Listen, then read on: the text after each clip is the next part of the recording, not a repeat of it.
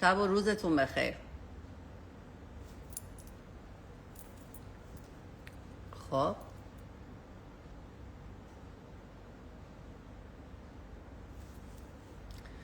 شبتون بخیر، شب از راه رسیدتون بخیر. امیدوارم که حال همگی خوب باشه. سلام به روی ماه همگی. یه چند روزی نبودم چون دلایل زیادی داشت. یکی این که خب موج وقتی هست یک سری کارها میاره که درگیرم میکنه و یه موج سواری خوب کردم این دفعه. امانتی رو به دست صاحبش رسوندم، وظیفه ای رو انجام دادم و سر نفس و یه جا بعد کوبیدم تو دیوار و اجازه ندادم دخالت کنه و راضیم. موج سواری جالبی بود. بعد ولی خب خیلی کار داشتم، بعدم گرمه، بعدم صبح همش کار نقاشی خودمه، دوباره شوق برگشته، صبح هر روز توی کارگاه همم و دارم نقاشی بزرگی رو انجام میدم که انشالله که حالا یه روزی نمایشش بدم. ندادم اصلا مهم نیست، برای اینکه من بیشتر از کار کارگاهی اون لحظاتی رو که کار میکنم رو مد نظر دارم تا اینکه قصد اینو داشته باشم که دیده بشه.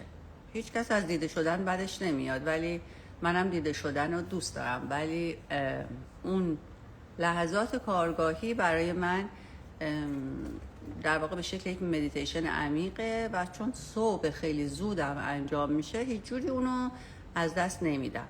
بعد اگر که بخوام اون صبح برنامه من این بوده که برای شماها مثلا چیز بذارم، استوری بذارم یا مثلا جواب سوالا رو بدم، بعضی وقتا بین این دوتا مسئله گیر میکنم که آقا نقاشی یا اینستاگرام تعلیم، و یه وقتایی هم خب نقاشی زورش میچربه و من یه چند روز ممکنه یهو نباشم. اما الانم فکر کردم که بیام به خاطر اینکه خب دوباره اعلام موج سنگین شده بود و اگر که قرار باشه یهو چیز باشه، اگر که یهو قرار بشه که یهویی مثلا نتونم بیام، البته فکر نمی‌کنم اینطوری بشه ها که مثلا نتونم بیام. نمیدونم چرا فکر می‌کنم ما دیگه قرار نیست اون آشوب نداشتن اینترنت، شدم اشتباه می‌کنم، ولی به هر حال گفتم امروز بیام. اگه اینه که 2 روزه یه تق و توقی شد و دوباره ما رو محروم کردن از حقوق طبیعی یا به هر دلیل برق و اینا نتونستیم همدیگر ببینیم، یه چیزی داشته باشیم، یه سوال جوابی داشته باشیم، شاید بتونیم که یکم کمک کنیم که ذهنیت ها بخوابه. و یا اینکه کلا اگر که خب ما این پستای ترایل که جواب جدیدی که میذاریم کسایی که فالوور نیستن میبینن، بعد میان سوال دارن موج چیه فلان اینا، و گفتم بیام یه مکالمه بکنیم با هم دیگه. خب یه گفته بودم یه سوال بکنین. معمولا سوالاتون اگر که جنبه شخصی داشته باشه خیلی نمیتونم توی لایو راجبش صحبت کنم، ولی اگر که جنبه عمومی داشته باشه خب جواب میدم. بله موج دیگه، موج نبود سونامی بود. آره الان ببین سونامی میشه، ولی مثلا فرض کنید که این سونامی که شده رفته در مثلا اسپانیا یک همچی بلوایی کرده، اونجا سونامیه. تو روابط خود ما هم اینجا یه دفعه ممکن اتفاق بیفته، توی مملکت خودمون اتفاق باید بیفته. مسئله اینه که با شناخت این اتفاقات یک کمی میتونیم امن‌تر رفتار کنیم، بکشیم کنار. اگه قراره میبینیم یکی عصبیه، بفهمیم که این الان ممکنه که تحت تاثیر موجه. این سوالاتتون رو جواب میدم و یه چیزی هم نوشته بودم در مورد چیز رو دارم مینویسم، کتاب دارم مینویسم، اصلا هر وقت دلم میخواد مینویسم، هر وقت دلم میخواد نمی‌نویسم. بعد مدتی ننوشتم درست درمون، ولی داشتم راجع به سر وابستگی نوشته بودم، کامل کرده بودم که قرار براتون بفرستم. تا الان سر چیز رو خشم رو گفتم، طمع رو گفتم فکر میکنم، و وابستگی رو هم براتون میگم. به دلیل شرایط بحرانی که توش هستیم، به دلیل اتفاقاتی که تو زندگی های شخصمون میفته، به دلیل گرما، به دلیل احساس نداشتن امنیت، همتون کورتیزولاتون بالاست. من الان بچه‌هایی که میان اولین چیزی که میگم بابا خوابتون رو درست کنین. شما در طول روز به اندازه کافی کورتیزول ترشح میکنید، شب که باید بخوابید این یه ذره ترمیم شه بیاد پایین آرامش بگیرید نمیخوابید. بعد اکثرا هم از پنیک حرف میزنید. خیلیاتون پنیک شد، الان پنیک شده معضل خیلی از شماها. میدونید چرا؟ یه بخش عمده‌ایش هم اینه که یه چیزی به زندگی ما اضافه شده تو این سالها که خیلی هم چیز خوبیه، عین هر چیز دیگه اگر شما به موقع و به جا ازش استفاده کنید هیچ مشکل نداره. چیزی به نام قهوه خوردن افراطی. و اینکه یکی از بچه‌ها بهش میگفت تپش قلب دارم، یه پسر جوونی، خودش هم الان احتمالاً اینجا نشسته، و بهش گفتم که خود گفتم قهوه میخوری؟ گفت آره. گفتم روز چند تا؟ گفت 4 تا 5 تا 4 تا 5 تا اسپرسوی دبل. بعد یه جوری هم شده مثلا کسر شأن، اگه به یکی بگی 70-30 میخورم میگه 100 نمیخوری؟ یعنی چی؟ تو چقدر عقب افتاده ای؟ رفته بودم تهران که بچه‌ها رفتیم کافه، بعد من صد روبوستا دوست ندارم، به نظرم زیادی تنده تلخونه، بعد چیز ترشه. بعد گفتم که من گفتم قهوه دارید؟ گفت آره. گفتم قهوه چی دارید؟ گفت 100. گفتم 100 روبوستا؟ گفت آره. گفتم که نه مرسی من نمیخورم. یک نگاه تحقیرآمیزی بهم کرد، یعنی اینکه امول عقب افتاده رو ببین. بابا جان هر چیزی رو که مد میشه انقدر روش اصرار نکنید، به خصوص چیزایی که اعتیادآوره. خب قهوه خودش تپش قلب میاره، خوابت هم که کمه، قهوه هم که میخوری، بعد میگه چرا پنیک میشم، چرا ضربان قلبم میره بالا. خب کورتیزول کارش بالا بردن ضربان قلبه دیگه. مثل اینکه بگی من مشروب میخورم چرا مست میشم. خب مشروب کارش مستیه، کورتیزول کارش اینه که ضربان قلبتو ببره بالا. ضربان قلبت میره بالا، میگی پنیک کردم، میری مثلا بیمارستان، میگی قلبم درد میکنه، قلبم ناراحته.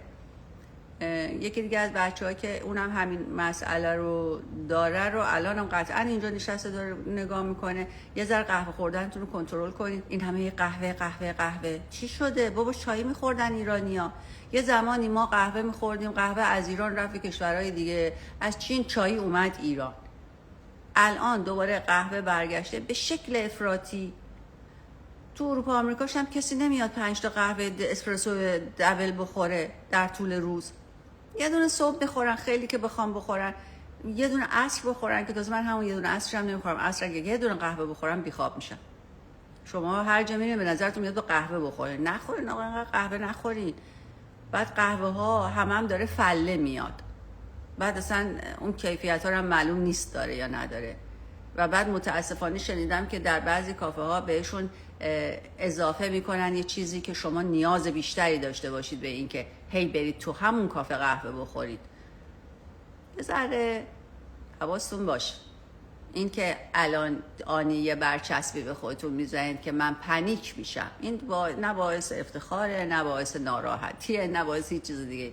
قهوه میخورید زیادی، خوابتون هم ناجوره، خب ضربان قلبتون میره بالا دیگه. چیکار کنه؟ مگه میشه شما مشروب بخوری مست نکنی؟ مگه میشه مواد بزنی نشی؟ مگه میشه مواد بزنی معتاد نشی؟ مگه میشه روزی 5 تا 6 تا قهوه بخوری؟ بابا اون آمریکایی هم میاد امریکانو میخوره، چرا یه ذره قهوه رو میذاره تو یه لیوان انقدی میخوره، غلیظ که نمیخوره 5 تا. در همه چیز افراطی، از این ور اون ور بود. چای میخوردیم، همه جا چای بود، تو قهوه خونه هم چای میفروختن. الان جایگاه هایی به نام کافه داریم. اگه قهوه نرمون و مرتری بخوای به نظر امول میاد. نکنید. یه خورده قهوه خوردنتون رو کنترل کنید. قهوه هر چیزی زیاده از حدش بده. آبم زیادی بخوری کلیات از دست میدی. خب بریم برای جواب سوال شماها. خواهر من خیلی شلخته است، تذکر میدم میگه بازجویی نکن. خب راست میگه. تذکر برای چی میدی؟ تو اتاق تو شلختگی میکنه، نذار بیاد تو اتاق تو، ولی بگو تو محیط من نمیتونی شلخته بازجویی میکنی. بازجویی میکنی و رابطت بر اساس بازجویی شکل گرفته. فقط خواهرت هم نیست، باید ببینی که دیگه کیا رو بازجویی میکنی. خواهرت روش میشه بهت بگه، خواهرت توان اینو داره که باهات برخورد کنه. دیگران ممکنه هیچی نمیگن ولی قهر میکنن. رفتن از روی دوست داشتن وجود داره.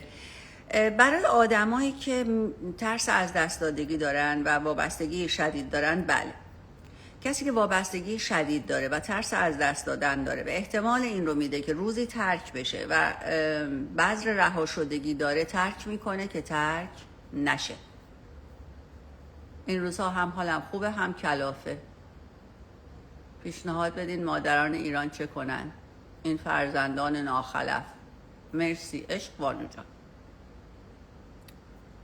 نمیدونم، این که اختلاف بین نسل ها که همیشه بوده، ولی تا یه زمانی به کوچکترها یاد میدادن احترام نگه دارن.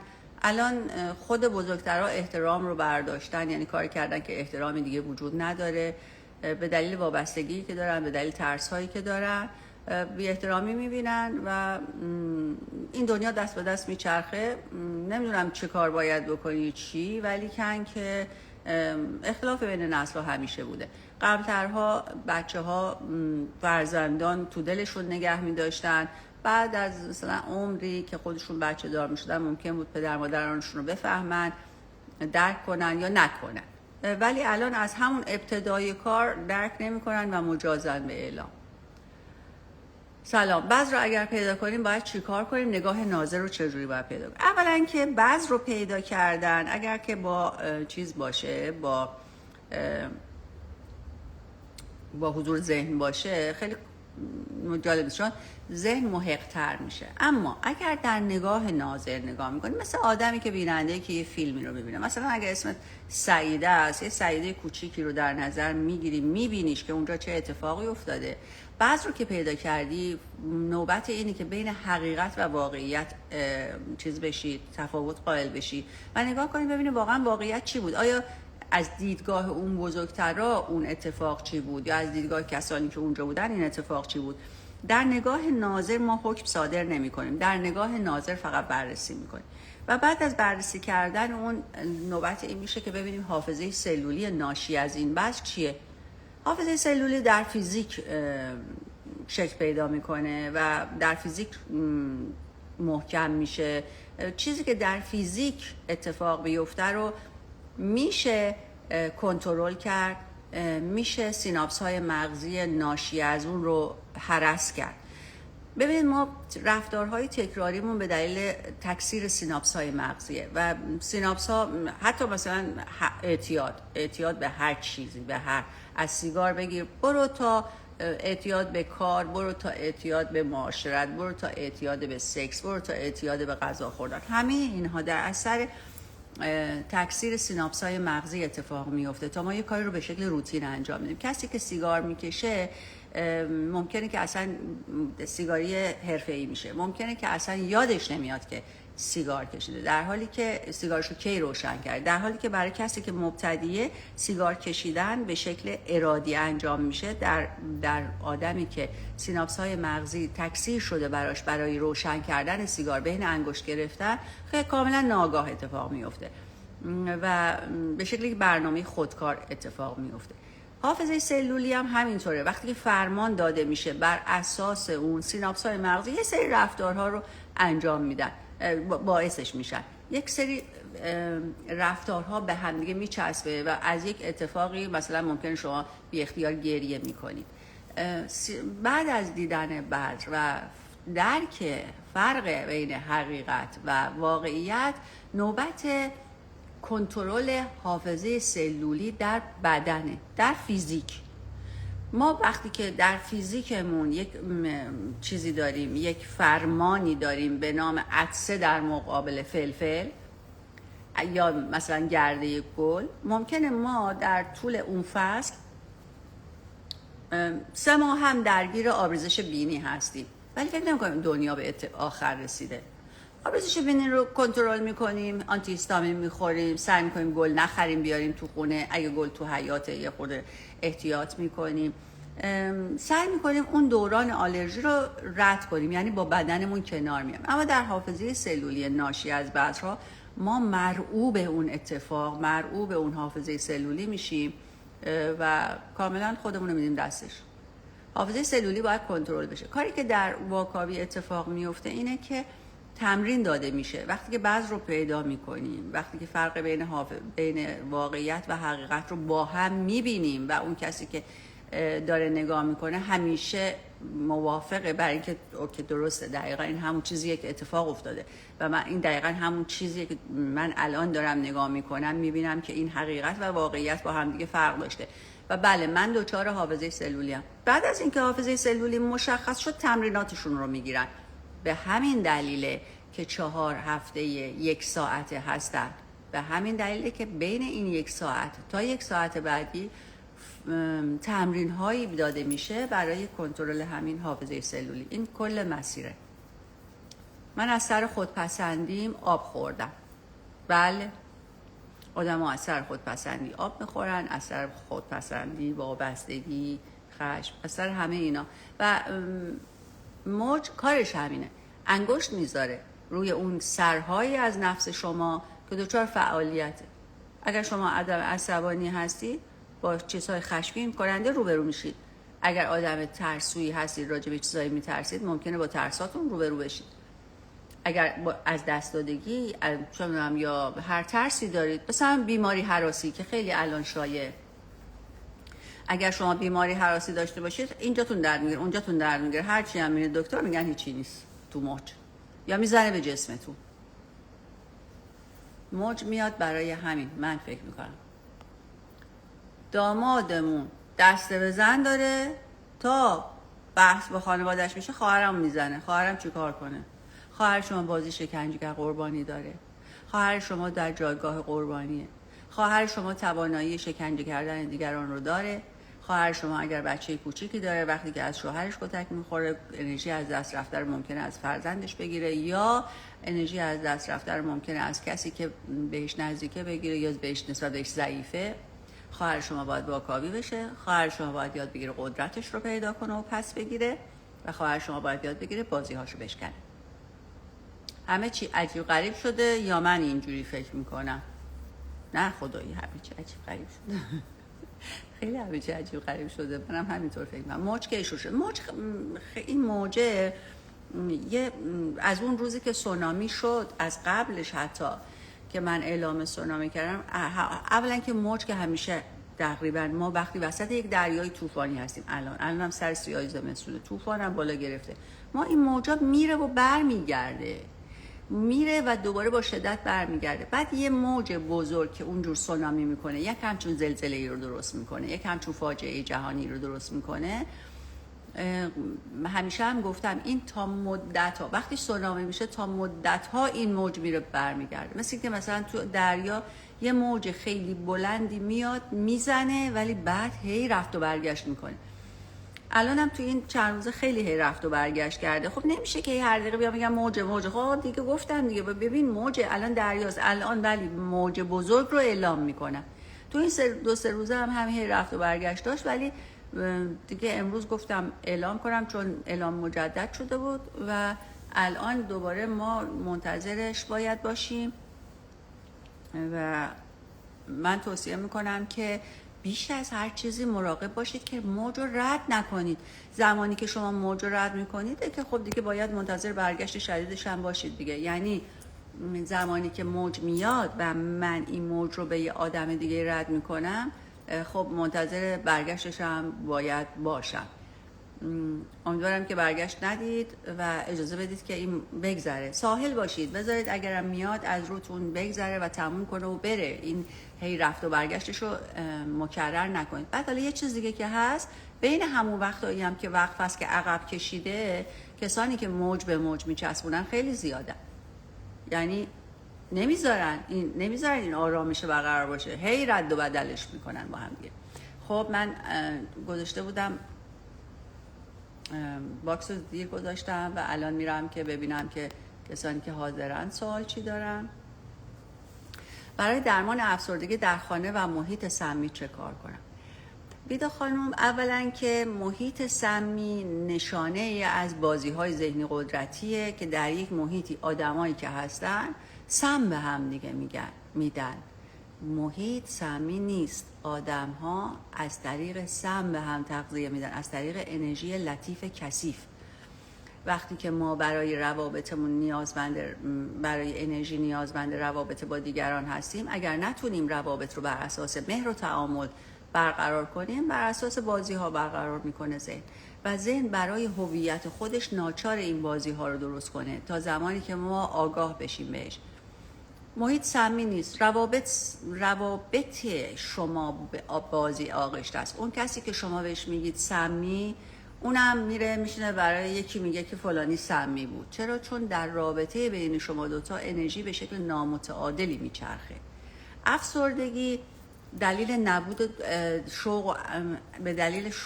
شوق و انگیزه به وجود میاد. آدم پا میشن میبینن حوصله ندارن امروز، یا اصلا مدتی شوق زندگی ندارن. یکی از چیزهایی که باعث میشه شما شوق زندگی درتون از بین بره موشمردگیه.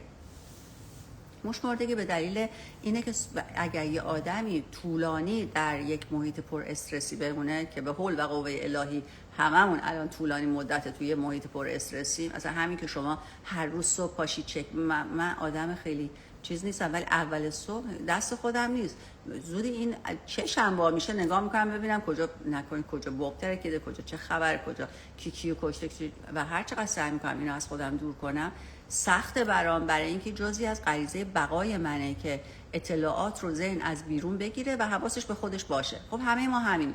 الان هم ما چقدر وقته که در یک استرس مداوم هستیم، حالا بگذاریم از همین این سالها وقت که استرس بوده، ولی استرس مداوم فعلی الان چقدر وقته که تموم نمیشه. این شیر چقدر وقته که داره قررش میکنه بیرون قار خونه ما و ما همش در یک اضطراب و استرسی هستیم. خب وقتی که یک سیکل برانگیختگی و آرامش نباشه، کورتیزول خیلی میره بالا. کورتیزول که خیلی میره بالا، شما موشمرده میشید. موشمرده که میشید، رابطه حسیتون با دنیا قطع میشه. چون اصلا موشمردگی مال چیه؟ مال اینه که زمانی که خطر پیوسته است و شما دیگه دور از جونتون دیگه کارتون گذاشته، از نظر ذهن میگه خب این خطری که اینقدر پیوسته است یعنی دیگه تمومه دیگه، چه نیازی به برقراری حسه؟ حس مال وقتی که ما قرار زنده بمونیم. الان از نظر ذهن این استرس بالا نشون دهنده اینه که کار ما تمومه. خب پس بنابراین ارتباط حسی رو با جهان اطراف قطع میکنه، برای اینکه حیوانی که در حال خورده شدنه و خطر پیوسته بوده و قطع نشده و نه فراری در کار بوده نه زدنی در کار بوده، این خطر به شکل پیوسته هست، موشمرده میشه، چون که دیگه باید مرگی آرام رو تجربه کنه. خب ما که قرار نبود الا فعلا حالا تا امروزی که اینجا نشستیم روبروی هم بمیریم، اما این کورتیزول بالا که شما خودتونم بهش کمک میکنید و نمیخوابید. من یه دونه ریل اون اوایل گذاشته بودم که بابا همه مسائلتون مال خوابتونه، نمیخوابید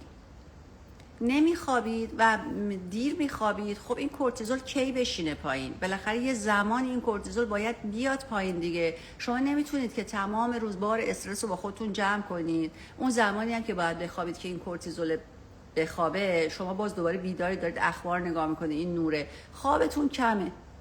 خب معلومه کورتیزول بالاست، ریزش مو دارید، عصبی هستید، به کوچکترین چیزی برخورد میکنید، روابطتون رو نابود میکنید، شوق زندگی ندارید، صبح پا میشید میگه اصلا دنیا بهش درد میخوره، هیچ کمکی هم به خودتون نمیکنید. آقا دوش آب سرد کورتیزول میاره پایین، دویدن کورتیزول میاره پایین، ضربه زدن به جسم بی خطر کورتیزول میاره پایین، چون کورتیزول سوخت ایناست، و نخوابیدن کورتیزول میبره بالا. بعدم میریدم قهوه میخورید، راه برو هر جا میرید اول توی کافه قهوه میخورید. آقا من توی روستا زندگی میکنم، خدا میدونه چند تا کافه دور برم باز شده، چه خبره؟ مگه قبلا اینقدر قهوه خونه بود؟ مردم هم خالی قهوه خونه بود، تو هر محلی یه دونه قهوه خونه بود، 2 تا قهوه خونه بود، قهوه خونه هم توش چای میدادن، حالا اگرم قهوه هم میدادن اشکال نداره، 2 تا بود. الان سر هر کوچه یه دونه کافه هست و هر کدوم رقابت میکنن برای اینکه قهوه خورا رو به خودشون جلب کنن. مثلا توی شهری، حالا تهران که اصلا کافه ها دیگه سر به چی زد، مثلا تو شهر رشت، تو هر کوچه پس کوچه ای، هر خونه ای شده کافه. اینجا تو روستا من دارم زندگی میکنم، هر 2 قدم یه کافه است. چرا این همه کافه هست؟ چون این همه متقاضی قهوه هست. این همه متقاضی قهوه است و کافه ها بیشترین چیزی که میفروشن قهوه است. قهوه سر به جهنم میذاره، قیمتش مهم نیست، میخرن همه. 3 بار میخورن در روز، 4 بار میخورن در روز. منم قهوه میخورم، من خیلی قهوه دوست دارم، اما اولا دونه میخرم، خودم آسیاب میکنم، 3 روزی 4 روزی یه بار به اندازه نیازم آسیاب میکنم که تازه باشه. صبح ساعت 6 5 صبح 6 قهوه میخورم، تمام. دوست دارم، منم قهوه خیلی دوست دارم، من شما قهوه خیلی دوست دارم، میخورم تا یه دونه اول صبح. دیگه شب اگر من این ساعت شب اگر که اشتباه بکنم که نمیکنم قهوه بخورم، یعنی با خواب میشم و فراموش کنم و فرداشو هم فراموش، روز فردا روزم هم باید فراموش کنم، چون فردا حال ندارم، حوصله ندارم، عصبی ام، دلم نمیخواد، اصلا دلم میخواد جو پاشم، حوصله کارگار ندارم، دلم میخواد بمونم تو خونه، دلم نمیخواد برم تو کارگاه، گرمه، حوصله ندارم، اعصاب ندارم. چرا؟ چون عصر دیروز یه قهوه خوردم. خب چه کاریه دیگه؟ انقدر هم قهوه دیگه شاه شاهان نیست که ما نخوریم، چیکار کنیم؟ خب تو خونه هامون هم کافی بار داریم. بعد نه تنها که بیرون هر جا میریم اولین کاری که میکنیم میریم میشیم یه قهوه سفارش میدیم. با فرانسوی هم که قهوه به اسمش در رفته یه دونه اسپرسو صبح میخوره میره سر کار، دقیقه یه بار قهوه نمیخوره.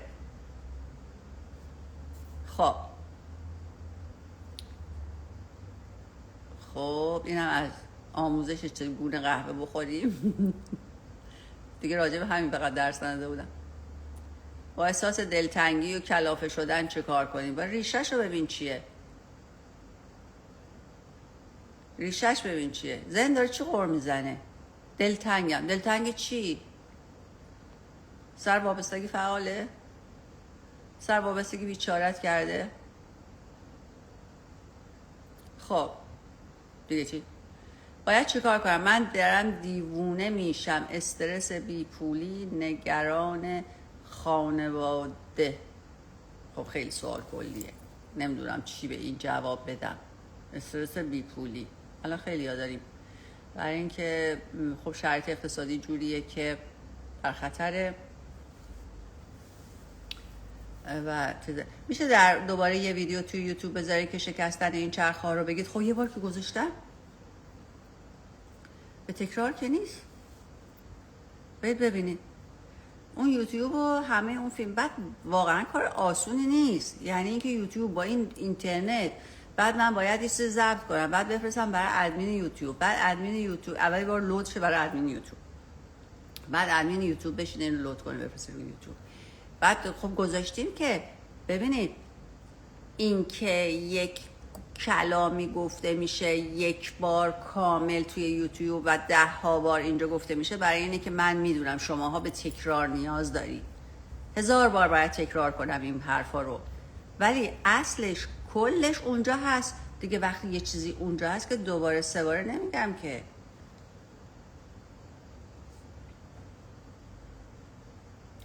خب ببینم دیگه چی دارید. وقتی عدم تعادل بین انرژی 2 نفر خیلی بالاست موجب آزار و آسیبه چیکار باید کرد؟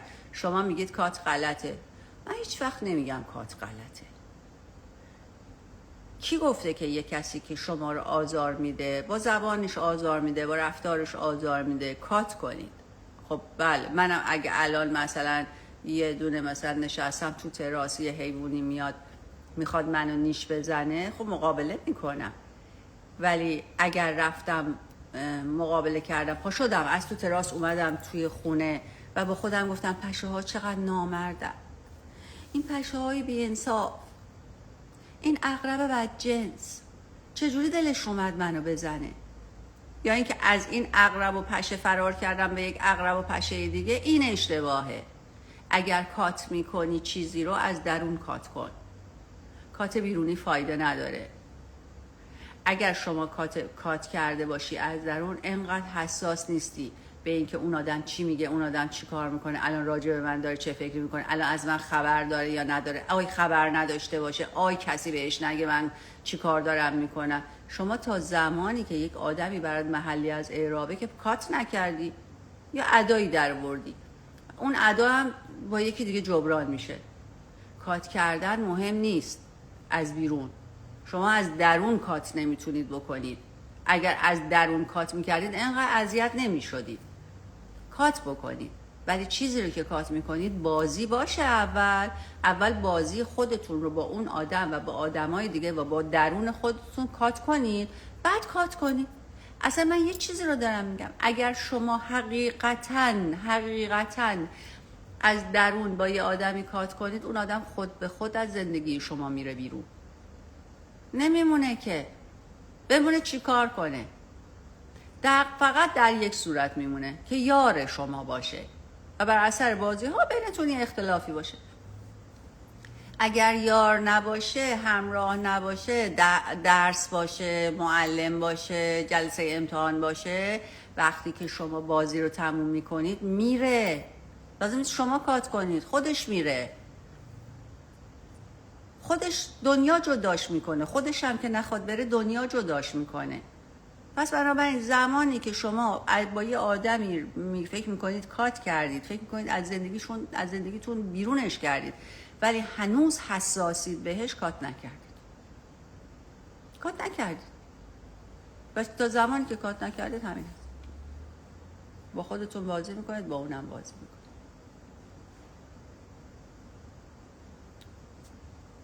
خب محبت باقی میمونه ولی کات بشه، چاره چی؟ آدم یادش هم میفته. خب سر وابستگی فعاله، وگرنه هیچ آدمی، هیچ نفس سالمی به کسی که صدمه بهش میزنه محبت نداره. محبت یعنی چی؟ یعنی اینکه من برای انرژی لطیف تو دلتنگم، من انرژی لطیف تو رو دوست دارم. وقتی یه آدمی هرگز انرژی لطیف نداشته یا اگه یه دفعه داشته 100 تا نیش میزده، این اصلا این محبت نیست، این یک سر وابستگیه، ترس از دست دادنه. ترس این نیستش که آدم یادش میفته، به خاطر اینکه آدم خیلی وقتا آدم دوست داره ترک کنه تا ترک بشه. اگر که ترک از اونور اتفاق افتاده باشه، آدم همش وول میزنه، من ترک شدم، چون اون دست میذاره رو نقطه‌ای که شما دردت میاد، چون شما نقطه دردناک داری. اگر من ترک شدگی نقطه دردناکمه و یکی از این مسئله استفاده میکنه و منو ترک میکنه، من درد میکشم، به یادش میفتم و درد میکشم. ولی اگه بر اثر مرور زمان مثل یه زخمه خوب بشه، دیگه درد نکنه، اون دستم بزنه، دیگه شما درد نخواهید کرد. سر وابستگیتون فعاله.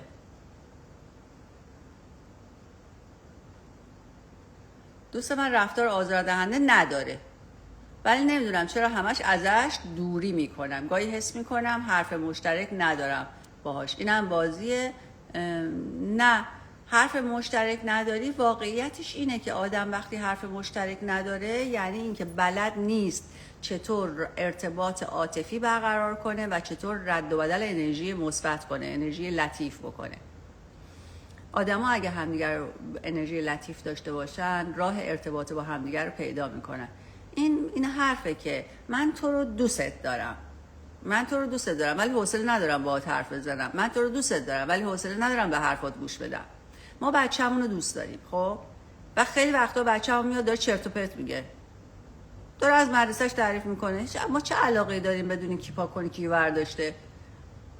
و چی میگیم واقعا پاک کن تو برداشت، تو چیکار کردی؟ چون منظور ما اینه که ارتباط برقرار کنیم، چون دوستش داریم. حرف مشترکی نداریم ولی ارتباطه رو برقرار می‌کنیم. حالا اگر که نه این ارتباطه برقرار میشه نه حرف مشترکی هست، به خاطر اینکه انرژی لطیفی بین شما دوتا رد و بدل نمیشه. حرف مشترک ندارم. بله خب خیلی وقتا آدم‌ها یعنی دنیای مشترکی ندارن. یکی مثلا دنیاش موسیقیه، مثلا دنیاش مثلا اینه که مثلا گلدوزی کنه. یکی دیگه اصلا به گلدوزی علاقه نداره. یکی دیگه دنیاش اینه که مثلا باغبونی کنه. ولی اگر این دوتا همدیگر رو دوست داشته باشن، انرژی لطیف داشته باشن، هرچند که موضوعات غیر مشترکی دارن، ولی به دلیل اینکه دنبال ارتباطن راجع به مورد علاقه‌هاشون با هم حرف میزنن. شما میدونید غیبت کردن یکی از انگیزه های اصلیش اینه که آدم میخوان با هم ارتباط بگیرن. اصلا موضوع سوژه غیبت مهم نیست. این که راجع به مثلا پری خانم حرف میزنن اصلا اهمیتی نداره از نظر جفتشون، ولی چون جفتشون پری خانم رو میشناسن، این که الان راجع به پری خانم حرف بزنن سوژه ارتباط مقابله. واسه همین آدما خیلی غیبت رو دوست دارن بعضیا، چون راه دیگه برای برقرار کردن ارتباط نمیشناسن و راجع به دیگران حرف میزنن، یا اینکه نمیخوان راجع به خودشون حرف بزنن و میخوان پشت حرف زدن راجع به دیگران قایم بشن، ولی باز همون هم ریشش اینه که میخوان ارتباط بگیرن، میخوان با طرف مقابل راجع به چه حرف زدن، نمیدونم راجع به چه حرف زدن، چقدر راجع به هوا و سیاست و مملکت و اون حرف بزنن. خب پری خانم سوژه جالب تریه. بعد پری خانم که میشنوه خیلی ناراحت میشه، فکر می‌کنه پشت سرش حرف زدن. کس پشت سر اون حرف نزده. آدمو دوست داشتن با هم دیگه یه اوقات خوشی رو داشته باشن. چرا من همش دوستای دختر مشکل دار جذب میکنم؟ هیچ کدوم هم نمیتونم در ارتباط باشم. آیا منم مشکل دارن؟ واقعا دلم میخواد یه دوست همجنس داشته باشم که یک ارتباط و دوستی سالم داشته باشه. خب من واقعا شادی خانم نمیدونم چی بگم به تو. من باید سناریو تو ببینم اصلا رابطه تو با همجنس کجا ایراد خورده، زخم شده. وگرنه که دخترها ذاتشون اینه که 24 ساعت جیجی بیجی کنن با هم دیگه، از همه چیشون برای هم دیگه تعریف کنن. از سن مثلا 12-13 سالگی شروع میشه، اصلا گسترش شخصیتشون رو اینجوری به دست میارن که خیلی با هم حرف بزنن. حالا اگر که تو نمیتونی این ارتباط عاطفی رو با هم نوع خودت برقرار کنی، یه ریشه ای داره، یه جایگاهی داره، یه چیزی داره. من اونو تا سناریوی تو رو ندارم که نمیتونم بگم چیه. باید ببینم چی بوده، کجا تو در مقابل هم نوع و هم جنس خودت اشکال پیدا کردی. من شبا با وجود قرص نمیخوابم تا روز بشه، بعد بخوابم در کل زندگیم به هم ریزه، چون روزا همش خوابم.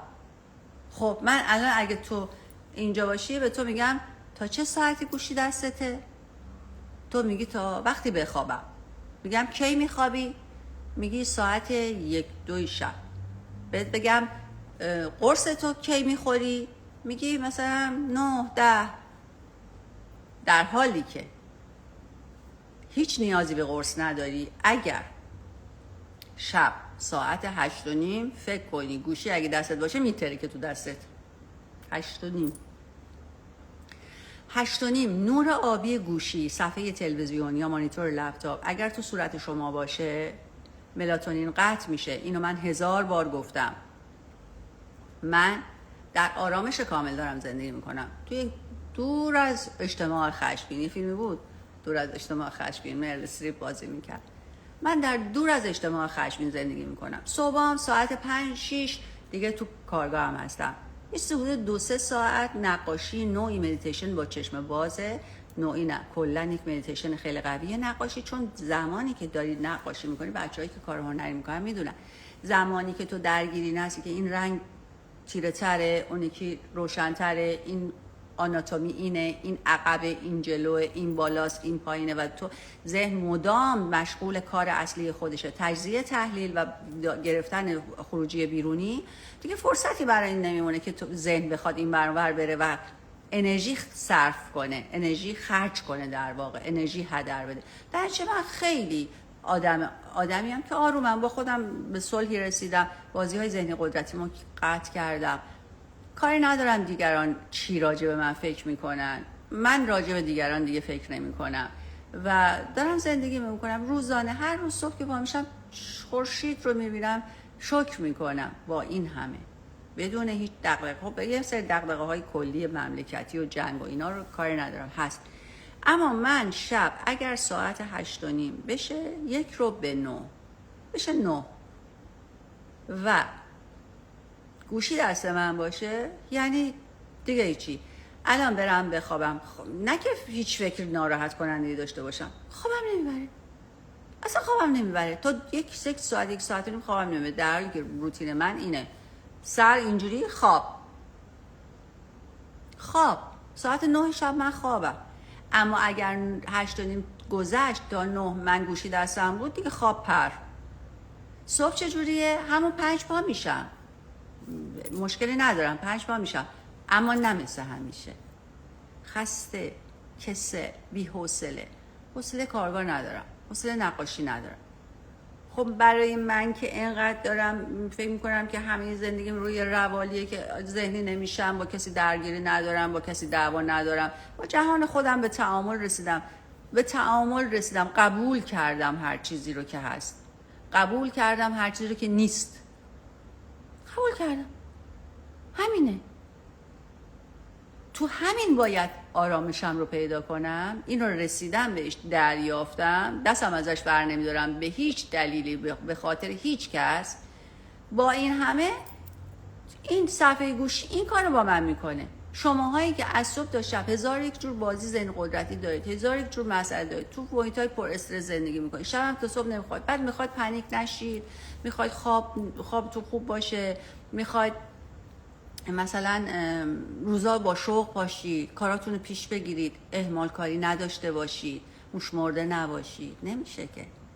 شما نمیتونی مواد بزنی نشه نباشی. خب مواد بزنی، کوکائین بزنی حالت خرابه دیگه، نشعه میشی. خب یک طرف میگه دستم میذارم لای در، نمیدونم چرا درد میگیره، راش نیست دست لای در نذاری. و اینکه اگر قرص میخورید راهش این نیست که حالا یه عده‌ای میام من که با قرص اصلا چیزی ندارم، اصلا من با داروها هیچ سنخیتی ندارم. مثلا به نظرم میاد که شایدم خب خیلی وقتا ببینید دیگه این وقت ذهن یه وقتی که اونقدر فشار میاره و شما بی توجهید به بدن زد، لازم میشه که دارو هم مصرف کنید. ولی تا اون زمان من میگم نرسونید به اونجا که به بدن بزنی که مجبور بشید دارو مصرف کنید. حالا مجبور شدی داروی خواب مصرف کنی، دکتر برات نوشت ساعت 6 بعد از ظهر باید بخوری، 5 بعد از ظهر باید بخوری، این باید اثر کنه. بعد تو نمیتونی هم قرص خواب بخوری هم اینو بگیری تو دست صورتت. اونی که اثر نمیکنه قرصه، نه اینکه اونی که اثر نمیکنه نور گوشیه. اونی که اثر نمیکنه قرصه، چون قرص یک چیز غیر طبیعیه و فرمان سحر شده فرمانی طبیعی در بدنه. شما با آناتومی با بدنت نمیتونی به جنگی، با فیزیکت نمیتونی به جنگی. اگر که قرص میگه بخواب، بدن میگه نخواب، بدن برنده است نه قرص. دیر وقت قرصتون رو میخوری، بدن وای میسه از این وقت قرصتون رو میخورید، از اون مثل آدمی که مثلا بره از این آمپولای لاغری بزنه، مثلا چی اسمش اوزمپیک چیه، از اینا بزنه، بعد روز 3 بعد مثلا علیرغمش چلو کباب بخوره، کم کم اثر کدومش چیز میشه، کم میشه. خب خواهرم در آستانه جدایی هست، حالش خیلی بده و همش میگه من از بچه‌م دور بشم خودم میکشم، خیلی نگرانشم، چطوری میتونم کمکش کنم؟ خب مریم، این که خواهرم در آستانه جدایی میگه من اگه از بچه‌م جدا بشم خودم رو میکشم، احتیاج به واکاوی داره. و این که الان در یک وضعیتی که به قربانی رفته، سروابستگی بسیار فعاله، تو هم هیچ کاری نمیتونی براش بکنی. نهایتا میتونی بهش توصیه کنی اگر که، چون با خودت میدونم که واکاوی ها خیلی کمکت کرده، میتونی بهش بگی که واکاوی بگیره. کسی نمیتونه برای کسی کاری کنه، هیچ کس. ما مگه حرفی میزنیم توصیه میکنیم و منم اگه چیزی میگم، من کاری برای شماها نتونستم هرگز بکنم، من فقط توصیه کردم. اگه تو میبینی تو زندگی تونستی کاراتو مطابق چیزی که من میگم انجام بدی و نتیجه گرفتی، یا خیلی از بچه‌هایی که نتیجه گرفتن، من کاری نکردم، من گفتم این راه تو رفتی، اون رفته، کسی هم اگه نرفته خب نرفته. اگر کسی گرگه و گرگی میکنه، با خودش گرگی میکنه، با شوهرش گرگی میکنه، با زنش گرگی میکنه، با بچهش گرگی میکنه، نباید توقع داشته باشه که دنیا باهاش گرگی نکنه. بازی هامونو وقتی ادامه میدیم سراغ ما میاد و وقتی هم که من بوده کسی همین چند وقت پیش یک گرگ اومد و یک حالا اومد و یه چیزی بود و اینا، بعد من میگه که چرا پس در من اتفاق نیفتاد. خود تو تا وقتی بازی تو تموم نکردی گشایش مالی نیاز داری، فکر میکنی میشه؟ تو وقتی که کم فروشی میکنی، گرون فروشی میکنی با مردم، تو وقتی که بدهیت رو پرداخت نمی کنی، تو وقتی مال مردم رو میخوری، تو وقتی حق زنت رو میخوری، حق بچت رو میخوری و به رو خودت نمیاری و به نظرت میاد که این یک جور زرنگیه، بعد ناله میکنی از اینکه چرا در دنیا درآمدم کمه. ما وقتی که سر وابستگی فعال زخمه نگران اینیم که چرا دست روش گذاشته میشه، احتیاج به واکاوی هست، ولی خودش باید بخواد، تو هیچ کاری براش نمیتونی بکنی. مرسی، تعریف میکنید خوشحال میشم. خب دقیقاً اشتباهی که من دخترم دیروز انجام دادیم، رفتیم سر شب قهوه خوریم، تمام شب هر دو بیدار موندیم، دور از جون مثل جغد. امروز دخترم نتونست بره سر کار. بله چه مودیه؟ موده؟ اینم موده؟ به قول سهراب سپهری میگم یه موقع مینی جوب مد میشه، یه موقع سیاست و الان قهوه موده. الان قهوه موده؟ با سلامتتون مد میرین؟ عصری نخورین قهوه صبح یه دونه تمام. میخوای برین کافه دمنوش بخورین، دمنوش زعفرون بخورین، دمنوش خوشمزه بخورین. منم عادت به یک فنجان اسپرسو دارم. عیب داره اینم؟ نه، من خودم قهوه میخورم. خب عیب نداره، اندازه نگه داشتنه که عیب داره، بی موقع خوردنه که عیب داره. قهوه سطح استرس رو میبره بالا، هوشیاری برانگیخته. برای چه قهوه میخورم؟ میگم برانگیخته بشه. خب کورتیزول حتما میاد راجش بالا دیگه، تپش قلب پیدا میکنیم. خب وقتی تو اینو غروب میخوری نمیخوابی، وقتی زیادی میخوری تپش قلب پیدا میکنی. وقتی نمیدونی قهوه داری کجا چی میخوری، متاسفم اینو من شنیدم، نمیدونم چقدر حقیقت داشته، تو بعضی از کافه ها چیزیایی اضافه میکنن به قهوه که شما نیاز به اون خوردن تو اون کافه داشته باشی. میگه من هیچ کافه نمیچسبه بهم به جز این. چرا؟ قهوه با قهوه فرق داره؟ درصدش فرق داره، ولی وقتی هم که شما رو درصد بالا قهوه میخورید، تعداد زیاد میخورید، همون ضرر دارید به خودتون میزنید. مواظب باشید. خب اضطراب و استرس بی دلیل نیست. اضطراب و استرس بی دلیل نیست. بالاخره یه چیزی در بیرون شما رو داره برانگیخته میکنه و یکی از چیزهایی که خیلی خیلی برانگیخته میکنه همون بیخوابیه. برای کنترل اضطراب و نگرانی چیکار کنیم؟ گفتم بهتون اول از همه خوابتون رو درست کنید.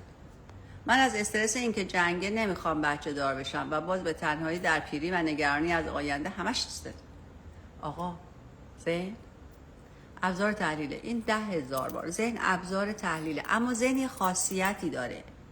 ما اگر 3 اتاق داشته باشیم، گذشته، حال، آینده، که داره خط زمانی رو برای ما میشکنه. ما یه خط زمانی داریم که هیچ چیش با هیچ چیش فرق نداره، فقط ما در اثر یک تصوری فکر میکنیم چیزی در گذشته است، چیزی در حال، چیزی در آینده است.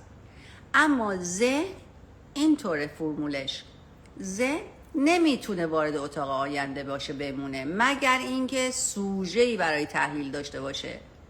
یعنی من اگر میرم مثلا 3 ساعت تو گالری تو آتلیه‌ام نقاشی میکنم، چون ذهن سوژه داره برای تحلیل، من اونجا بند میشم. اگر اون نقاشی نباشه حوصله‌ام سر میره، نمیدونم چیکار کنم، بعد بشینم فکر کنم. و خب ذهن نمیتونه بیکار بمونه. ذهن اصلا در بیکاری هویتش رو از دست میده. خیلی وقتا آدما وقتی بچه‌هاشون بزرگ میشن و میرن، هویتشون رو از دست میدن، چون نقششون رو در مادری، در همسری میبینن، در پدری میبینن. ذهنم نقشش رو در فعالیتی میبینه که منجر میشه به این که یک سری اطلاعات رو از بیرون بگیره، یه سری چیزها رو تعریف کنه، تحویل بده. اگر در زمان حال سوژه درست حسابی و درمونی نداشته باشه برای کار، که من میگم شما بیکارین وقتی دارین یه کار روتین رو انجام میدین، نه ما بیکار نیستیم، ما از صبح تا شب 1000 تا کار داریم. این 1000 تا کار از نظر ذهن بیکاریه، چون یک بار یاد گرفته یه مسیری رو بره، یک بار اونجا کار کرده، دفعه بعد یه دونه چیز داره، یه دونه راهنما داره، خودش اون کار رو انجام میده، اتومات میره خونه عمش، میره خونه خالش، میره سر کارش. این دیگه بیکاریه، این دیگه اسمش رانندگی نیست، این اسمش بیکاریه. وقتی که بیکاره نمیتونه بیکار بمونه، چون هویتش در انجام کاریه، در پروسس یک اطلاعاتیه. خب وقتی که بیکار باشه میره به گذشته، اینجا که خبری نیست، توی این اتاق خبری نیست، میره به گذشته، ترس گذشته، شکست ها، ناکامی ها، دیدی بهم چی گفت، دیدی چی کار کرد، دیدی این شد، دیدی اون شد، یا ترس از آینده. اگه جنگ بشه، اگه من بچه دار نشم، اگه پیر بمونم، اگه تنها بمونم. کی به شما گفته اگر شما ازدواج کنی و بچه دار بشی و 6 تا بچه هم بیاری در پیری تنها نیستی؟ تضمینه؟ اینایی که مثلا 5-6 تا بچه داشتن حتما در تنهایی نمردن، بی کس نموندن؟ ربطی داره؟ یا اگر یک کسی بچه نداشت الزاماً تنها میمونه؟ نه، اصلا به اینا نیست. چرا فکر میکنین اگر بچه دار نشین یا اگر ازدواج نکنین حتما تنها میمونین؟ کی گفته؟ حتما اونایی که ازدواج کردن دیگه این گارانتی شد براشون، ازدواج کردن، 3 تا بچه آوردن، 4 تا بچه آوردن، بعد حتما در بستر مرگ همینطور نوه ها، عروسا، دامادا، بچه ها دورشی گرفتن. الان شما اون صحنه رو نخواهی داشت چون بچه دار نشدی. نیست اینطور. ذهن در گذشته و آینده شنا میکنه در حال کار. اگر در حال کار نداشته باشه میره شنا.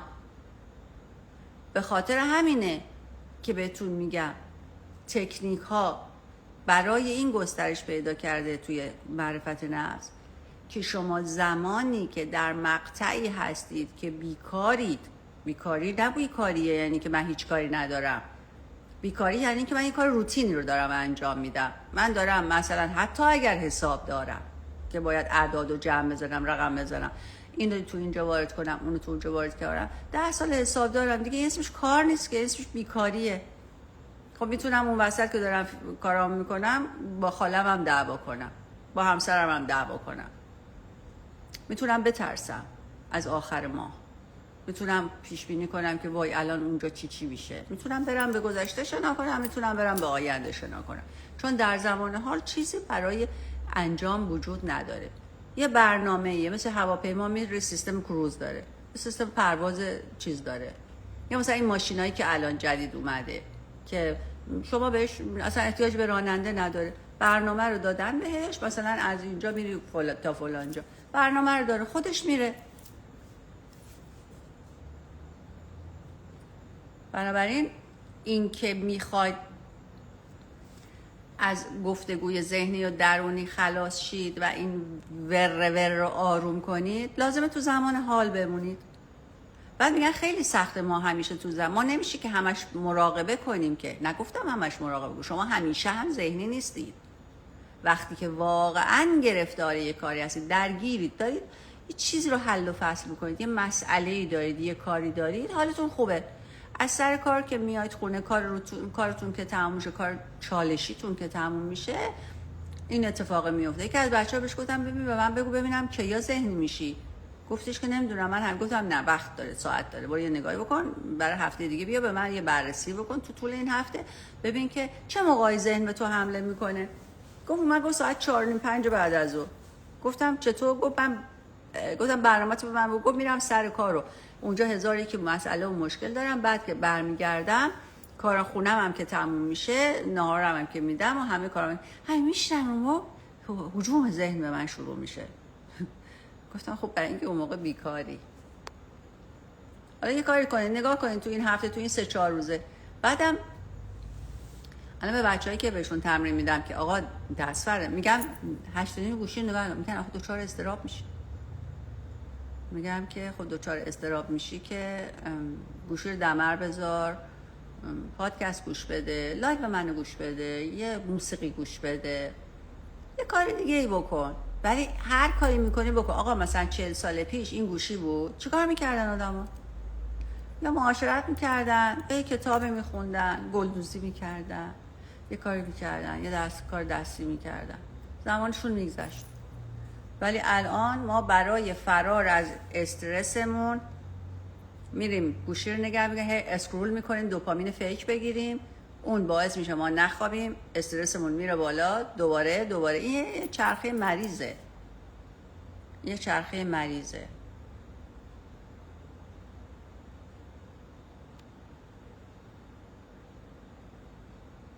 الان دوباره میگم بهتون یه خیلی بده، باید واقعا اینستاگرام این فکری بکنه که اینجور هی نپره این کامنت ها. این بچه ها اضافه میشن، هی داره اعلام میکنه که شما اضافه شدین، بعد اینا میره. آیا امواج با صحبت کردن هم منتقل میشه مثل درد دل کردن با دوستان و خانواده؟ بله بله. کلن ببین درد دل درد میاره. وقتی درد دل میکنیم برای اینکه انرژی لطیف از دیگران بگیریم، برای اینکه خودمون رو سبک کنیم. خب خودمون رو که سبک میکنیم، سنگینی کجا میره؟ میره به اون آدم که اون آدم اینطوری میکنه ولی اصلا حوصله نداره، یا اینکه همزاد پنداری میکنه بعد شما رو در ذهن قوی تر میکنه و باعث میشه که ذهنیت شما 2 برابر شه.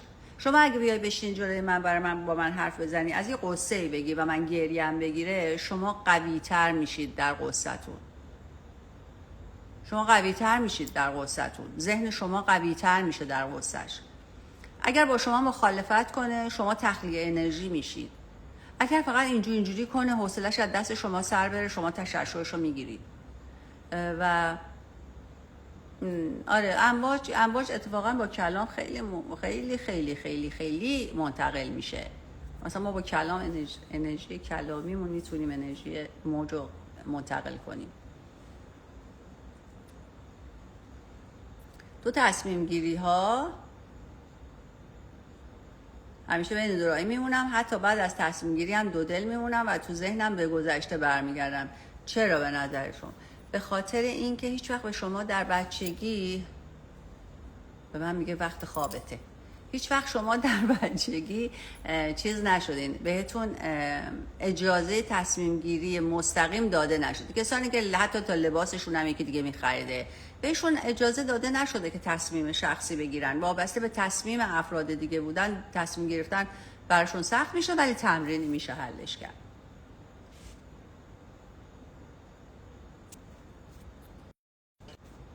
خب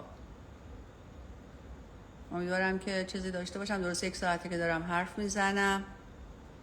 امیدوارم که واقعا این بخش قهوه رو جدی بگیرید. این پیغام چیز بهداشتی امروز هم بود براتون. قهوه رو یه چیز جدی بگیرید.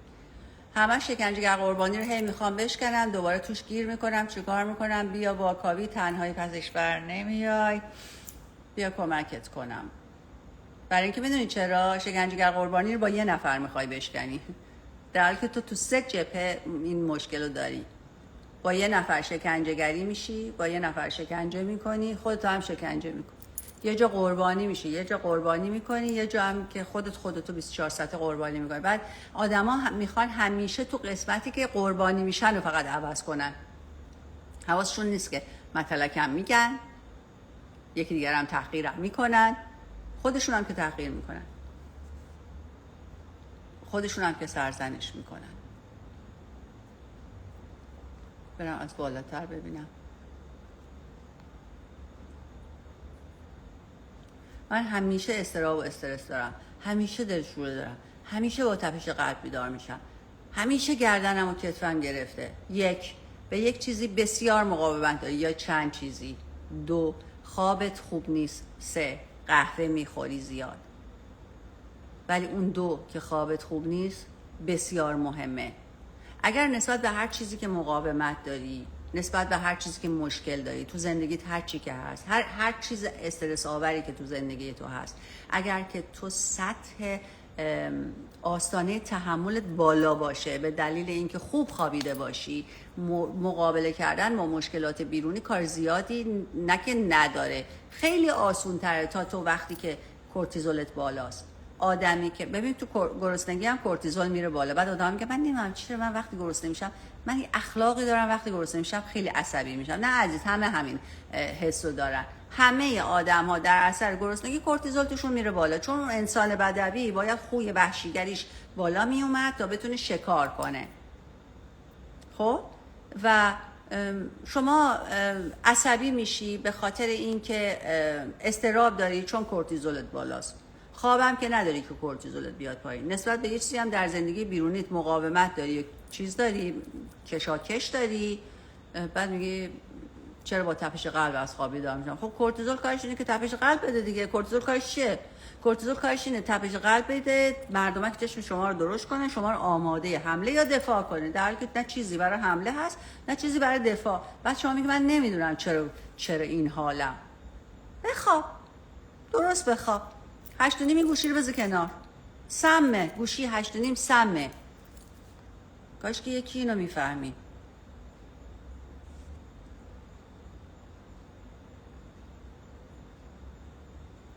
چطور میتونم انقدر خودم دوست داشته باشم، این ارزش برای خودم قائل بشم که قدرت دفاع کردن از خودم در دعوا رو داشته باشم؟ فقط تو دعوا؟ ما فقط برای اینکه دعوا برنده بشیم این نیستش که به شب قدرمون میرسیم تا تلاش میکنیم برای رسیدن به شب قدرمون که نه دعوا کنیم نه اجازه بدیم کسی با همون دعوا کنه. اصلا اجازه دعوا به کسی نمیدیم. وقتی که برای خودمون ارزش قائل باشیم خودمون رو در جایگاهی قرار نمیدیم که کسی با همون دعوا کنه. اگرم کسی با همون دعوا کرد ما از کوره در نمیریم، چون ما میدونیم که مطمئنیم. میدونی من این یه موقعی یه کسایی اختلاف نظرهای ممکنه باشه، مثلا میان تو دایرکت چرت و پرتایی میگن، بعضن فحاشی میکنن. من همیشه میدونم اگر کسی از موضع خودش مطمئن باشه نه بی تربیت میشه نه فحش میده. از موضع خودش مطمئنه دیگه، میدونه. چرا برای اینکه میخوای نظرت رو به من ثابت کنی تحقیر میکنی، توهین میکنی؟ چون فکر میکنی معیار کافی برای اثبات حرفت نداری. در چی میخوای با زور و ارعاب حرفت رو به من بفهمونی؟ میخوای زور بگی چون نمیتونی منو قانع کنی، چون توانش رو نداری، خودت میدونی حق نداری و چون میترسی از حق نداشته میای برخورد تند میکنی. حالا منم که اصلا اهمیت نداره برام، من خیلی راحت یا بلاک میکنم، میگم برو آقا خدا روزت جای دیگه حواله کن. ولی ما وقتی میخوایم در دعوا از خودمون دفاع کنیم و طرفو بزنیم و چیزی ربطی به دوست داشتن خودمون نداره، ربط به این داره که ما توی بازی قرار میگیریم در نقطه ضعف. یعنی تو دعوا من شکنجهگر قربانی دارم، در نقطه ضعفی قرار میگیرم که قربانی میشم، میترسم از خودم هم حتی دفاع کنم، قربانیم. خب چه چیزی باعث میشه آدم‌های آرام، بالغ و با ثبات را بیشتر به دایره زندگی وارد کردن و برای شکل گرفتن آن رابطه ها فرصت بدن؟ تنها چیزی که باعث میشه اینه که تو خودت آدم آرام، بالغ و با ثباتی باشی که در حیطه فرکانس انرژی خودت آدم‌ها رو به خودت جلب کنی. ما همونی که هستیم رو به خودمون جلب میکنیم، اون روی سکه رو به خودمون جلب میکنیم، ولی سکه یکیه. تو یه آدم آرام و باثبات باش، یه آدم آرام و باثبات به تو جلب میشه. یعنی اصلا میافتی تو. من وقتی طبقه سوم یا آپارتمان زندگی میکنم با طبقه سومیا سلام علیک میکنم تو آسانسور، وقتی هم که میرم طبقه 20 زندگی میکنم با اونا با طبقه 20 در ارتباطم. پس من برای این که بخوام که لول اطرافیانم عوض کنم، باید لول خودم اول عوض بشه.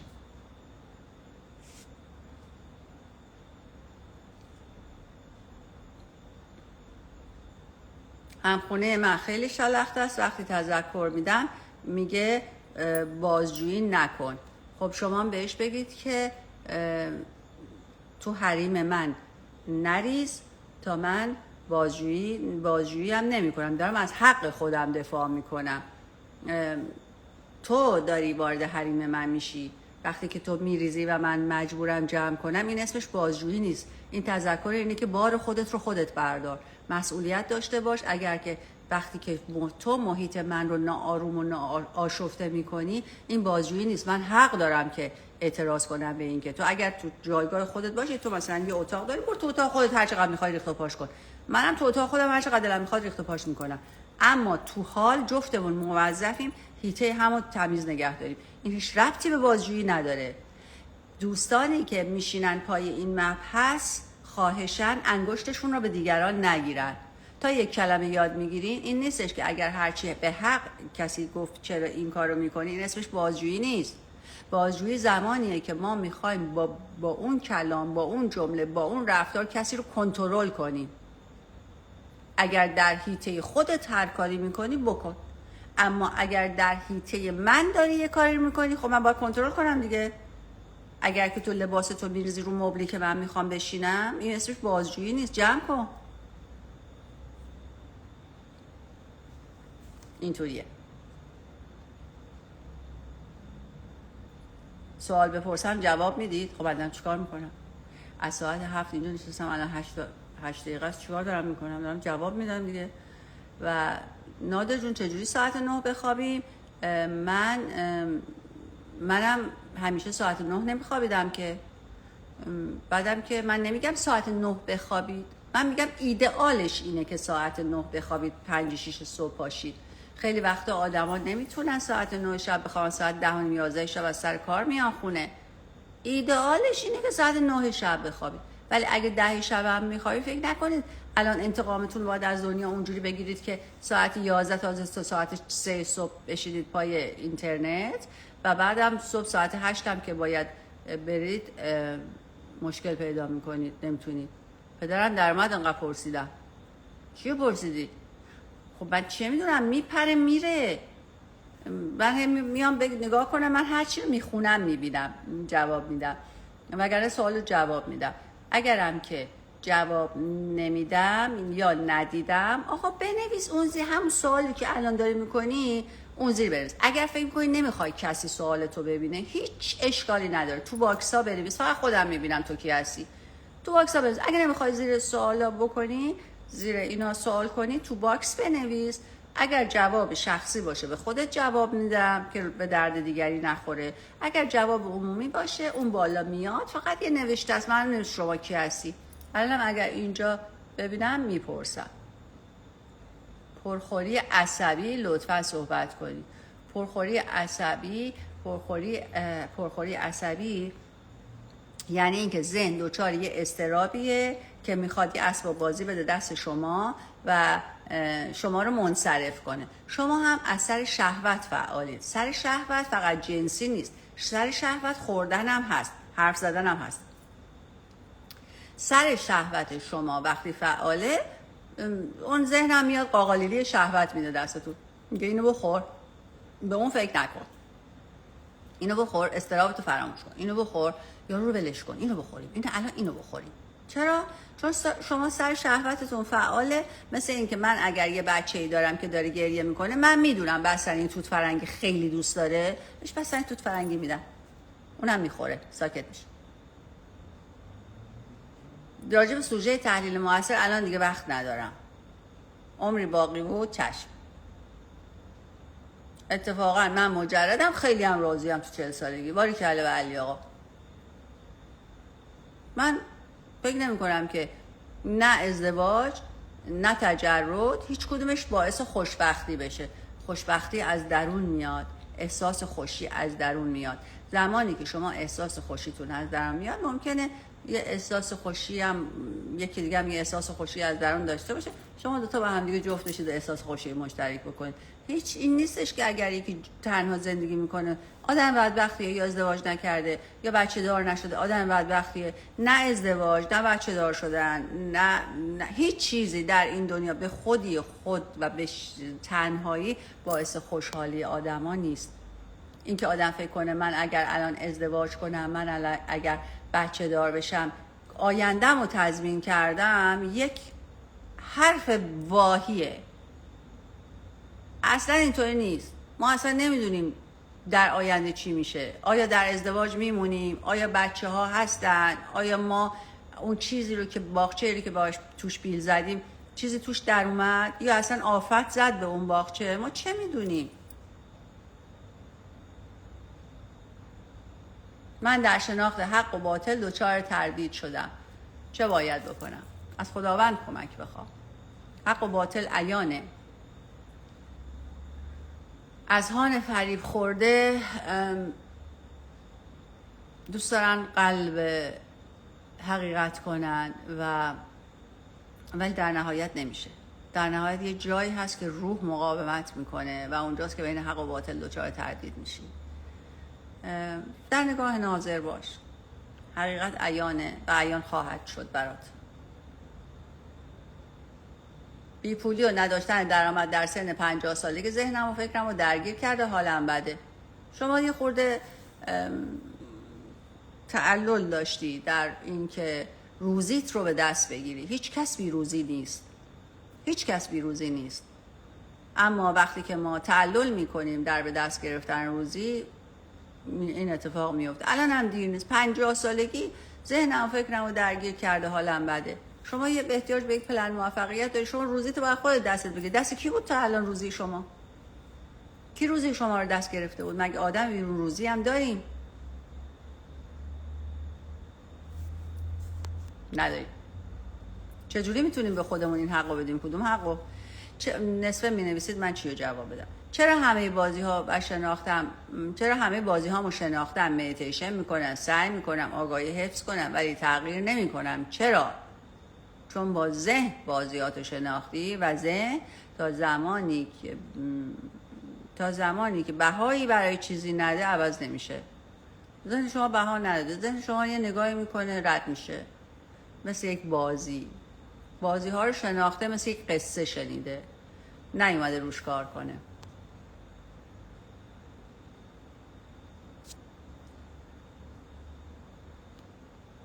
قهوه ساعت 10-11 صبح. آره نهایتاً ساعت 10-11 صبح. همیشه بازی ها رو نمیشه فهمید چه جوری شکست، ولی خودپسندی واقعا سخت آینه کردنش، یا بهتر بگم فهم تلش سخته. خودپسندی تله نیست دالینا.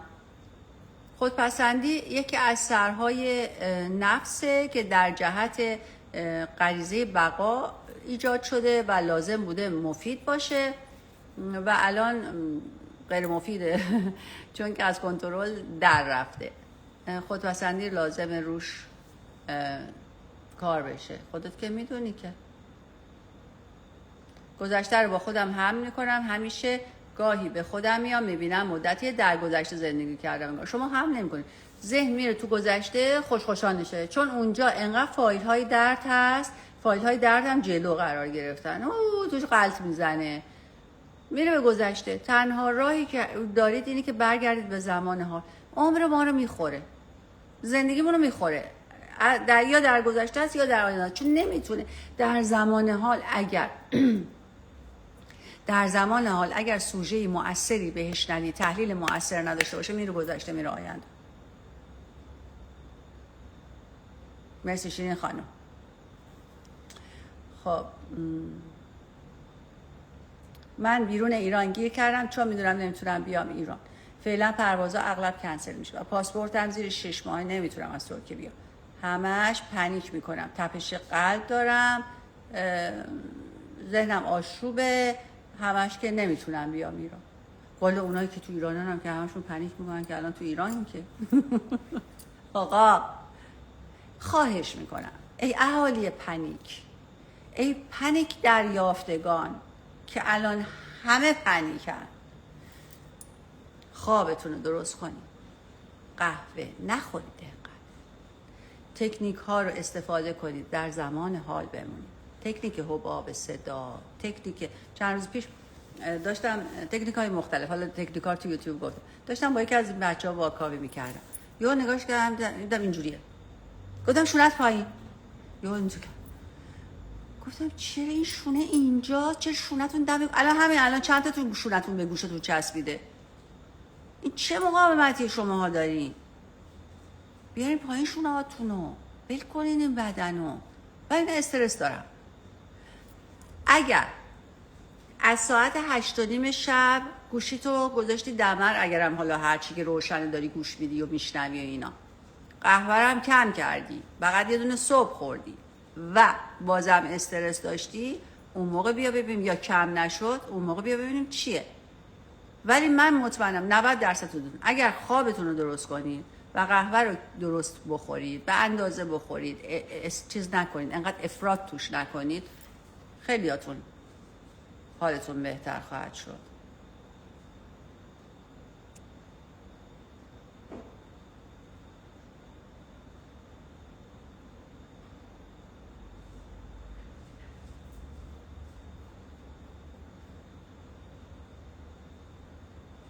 قرص خواب رو باید تو رخت خواب وقت خواب خورد، دستور پزشکان. قرص خواب باید تو رخت خواب وقت خواب خورد. چه کدوم دکتر اینو به شما گفت؟ والا به ما هر شنیدیم تا الان برعکس اینو میگفتن آقا زودتر بخور که اون ساعت اثر کرده باشه. خب قرص خواب تو رخت خواب بخوری وقت خواب که تو تا بیاد اثر کنه که 1000 جاب این بر اونور رفتی که. یعنی چی؟ من که همچین به هیچ وجه نه قبول دارم نه اصلا. آقا بالاخره این قرصه باید یه اثری رو سلسله اعصاب شما بکنه تا شما خوابت ببره. وقت خواب بخوری، خب آشپزی هم درست هم موقعی که گشنه‌ای بکن، همون موقعی که وقت نهاره از ساعت مثلا 12:30 پاشو قرمه سبزی تو بذار که آماده میشه، گوشتش بپزه بعداً بخور. خوبه؟ که حرف عجیبی زده آقای دکتر به شما. خب بچه واقعا دیگه 7:20 است، 2 دقایق دیگه قطار من میره 8:30. نمیتونم دیگه بیش از این به صفحه گوشی نگاه کنم و اومدم امروز بگم که بهتر قهوه درست بخورید، خوابتون درست کنید، انقدر هی نگید پنیک شدیم تپش قلب داریم. یارو سرش میزد تو دیوار، میگفتن چرا این کار میکنی؟ میگفت نمیدونیم وقتی نمیذارم چه حالی داره. واسه چی اینقدر قهوه زیاد میخوریم؟ قهوه به اندازه، خواب کافی و مفید، آب به اندازه. تا وقتی ما بر ضد بدنمون داریم حرکت میکنیم نمیتونیم توقع داشته باشیم که بدن ما در راستای اهداف ما حرکت کنه. ماشینتونم اگه مثل من روغنشو دیر به دیر عوض کنید، بنزینشو بذارید تا ته، وقتی که داره تموم میشه بزنید، خب ممکنه که کارتون به تعمیرگاه هم بکشه دیگه. نه به این بدن نمیرسید توقع زیادی هم نداشته باشید.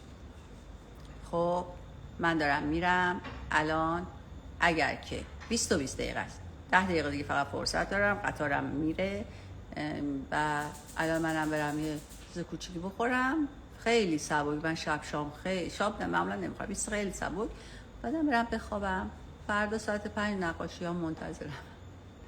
اگر که سوالتون دارید، مشکلی ندارید با اینکه اسمتون بیاد و یا اینکه کسی ببینه دارید از من چه سوالی میکنید، این زیر بنویسید. اگر که دوست ندارید و دوست دارید دیگه ارتباطی باشه که چیز نباشه، بنویسید توی باکس، سوال جواب میدم. انشالله که اینترنت باش و انشالله این 2-3 روز به خیر بگذره. دعا میکنید. مراقب خودتون باشید. تا دیداری دیگر میبینمتون. خداحافظ.